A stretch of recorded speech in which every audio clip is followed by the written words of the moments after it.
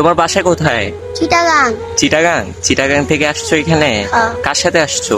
এল্লা একলাই আসছো? ওই আছে না, আমি এখানে বসে রয়েছি, ওইদিকে একটা তোমার চিটাগাং ট্রেন আছে না, ওই মাথার টাইট আছে। এখন অনেকটি পোলাপানে মাঝখানে তার বাইরে এনে বয়ে কামতাছে না। আমি কই তোর কি হয়েছে? কিছু কয় না। কতটি বেডারা জিগাই তোর কি হয়েছে?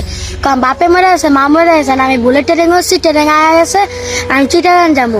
আমি সবাই দিকে সত্যি কথা তোর 1000 টাকা দিব, তোর তুই কোনতে আইসস? আর কয় না, কেটে দেখলে যদি কয় আয় তোর বাসায় নিয়ে যাম, কয় যাম না, আমি ওর লগে যাবো।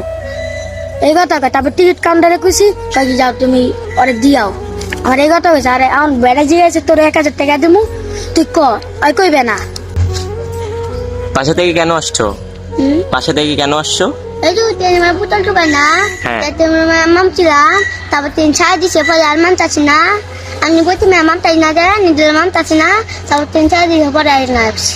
সত্যি করে বলো তোমার বাসা কোথায়? চিটাগাং। চিটাগাং কোথায়?